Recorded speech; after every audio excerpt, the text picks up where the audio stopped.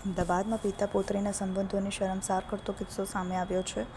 રામોલમાં નશાની હાલતમાં પિતાએ પોતાની સગી દીકરી સાથે અડપલા કરી આબરૂ લેવાની કોશિશ કરી છે. જોકે 11 વર્ષની સગીરાએ પ્રતિકાર કરતા પિતા ઘરમાંથી જતો રહ્યો અને આ અંગે પરિવારના અન્ય સભ્યોને જાણ થતાં પોલીસ મથકે દીકરી સાથે છેડતી કરનાર નરાધમ પિતાની ધરપકડ કરી છે. કોણ છે આ આરોપી અને શું છે સમગ્ર ઘટના, જોઈએ આ અહેવાલમાં. રામોલ પોલીસ સ્ટેશન વિસ્તારમાં આરોપી 2 દીકરીઓ અને 2 બહેન બનેવી સાથે રહે છે. આરોપીની પત્નીનું 11 વર્ષ પહેલાં અવસાન થયું હતું.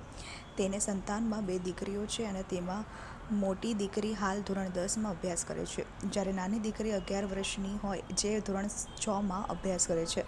2 દિવસ પહેલાં આરોપીના બહેન બનેવી બંને મજૂરી કામે ગયા હતા અને મોટી દીકરી અને ભત્રીજા અન્ય પરિવારજને ઘરે વેકેશન કરવા ગત અને અન્ય એક બહેન સવારે મજૂરી માટે ગઈ હતી ત્યારે નશાની હાલતમાં ઘરે આવ્યા હતો.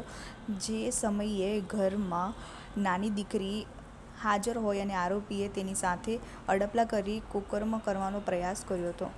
સગીર દીકરીએ બૂમાબૂમ કરતા આરોપી ઘરમાંથી બહાર જતો રહ્યો હતો. જોકે બાદમાં સગીરાના ફોઈ ઘરે આવતા તેણે આ ઘટનાની જાણ કરી હતી, જે બાદ ઘરના અન્ય સભ્યોએ જાણ થતાં અંતે આ મામલે સગીરાના ફોઈને ભાઈને વિરુદ્ધ છેડતી અંગેની ફરિયાદ રામોલ પોલીસ મથકે નોંધાવી હતી.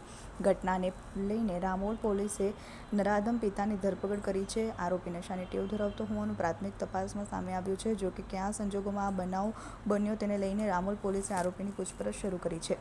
પોલીસની પ્રાથમિક તપાસમાં સામે આવ્યું છે કે આરોપી છૂટક મજૂરી કરે છે. તેની એક બહેનના પતિનું અવસાન થયું છે અને તેની પત્નીનું પણ અવસાન થયું હોય તે અન્ય બહેન બનેવી સાથે રહે છે.